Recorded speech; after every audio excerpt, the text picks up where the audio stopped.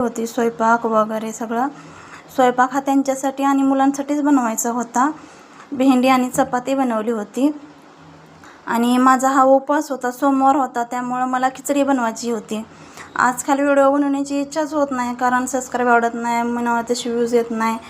पण असं एवढ्यात कुठं हार मानायची म्हणून म्हटलं जाऊ दे, काहीतरी होईलच. मग खिचडी बनवून घेतली. मग आम्हाला जायचं होतं पुण्यातल्या मंदिरात, धायरेश्वर मंदिरात. खूप छान मंदिर आहे, तर आम्हाला जायचं होतं मंदिरात. मग त्याच्यासाठी आम्ही आवरत होतो पटापटा आमची कामं.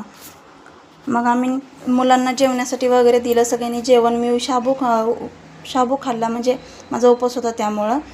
मग जाण्यासाठी आवरत होतो. मॅडमची उत्सुकता होती, पण मुलगा हा नको म्हणत होता, कारण त्याला टी व्ही आणि मोबाईलचा खूपच नाद लागला होता उन्हाळा सुट्टीमुळं शाळेच्या. मग हा बघा, मॅडमचा मेकअप चालू होता. जाण्यासाठी उत्सुकता होती. तिला बाहेर जायचं म्हटलं की कुठं पण खूप उत्सुकता असते बाहेर जायचं.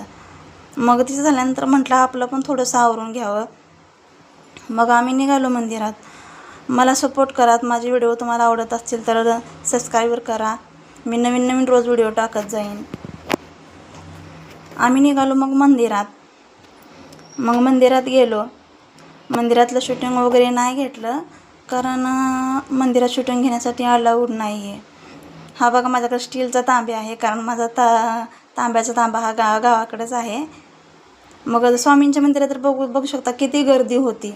आणि स्वामींची मेन आरती चालू होती. आम्हाला आरती भेटली, त्यामुळं खरंच मन उत्सुक झालं की बाबा खरंच आपण आरतीच्या टायमिंगला बरोबर मंदिरात पोचलो. मग आरती झाली. मग बाहेर आलो आम्ही. मध्ये काही गेलो नाही, कारण ही लहान मुलगी होती आणि गर्दी खूप होती, त्यामुळं मध्ये गेले नाही मी स्वामींच्या मंदिरात. बाहेरनं दर्शन घेऊन आले. तर बघू, थोडं मुलांना खेळायला सोडलं. वातावरण बघा किती भारी, एकदम मस्त वाटते. घरला येऊशिक वाटत नव्हतं, आणि शांत एकदम, गाड्यांचा आवाज नाही, काय नाही, निसर्गवरणे वातावरण गावाकडल्यासारखं एकदम शांत वाटत होतं. इथं तांबे घेऊन आले ते मुलांना, मग चिरून त्यांना खाण्यासाठी दिले. नंतर संध्याकाळचा स्वयंपाक वगैरे आवरायचं होतं. तर बाय बाय, भेटूया नेक्स्ट व्हिडिओमध्ये आपण. मुलांना तिथं खेळल्यानंतर खेळणं सुरूच होतं मुलांचं. नंतर थोडे खेळ. किती छान मंदिर तर किती छान आहे बघा, एकदम किती प्रसन्न वाटते. किती गर्दी आहे मंदिरात. निसर्गवरणे वातावरण आहे, झाडे वगैरे किती छान आहेत बघा. परीला तर खूप आनंद झाला होता. तुम्हाला बघून आनंद झाला का नाही कमेंटमध्ये नक्की सांगा मला.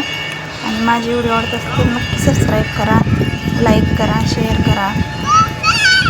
बघा किती तरी बघा, वातावरण असं चालू होतं मस्त. मंदिर किती छान आहे बघा. तुम्ही नक्की एकदा जावा तिथं पुण्यामध्ये.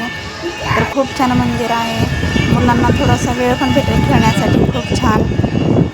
आणि मंदिरात गेलं की शांत हे मनाला खरंच खूप वाटतं. तर आम्हाला पण खूप छान वाटलं, शांत एकदम मन हे झालं.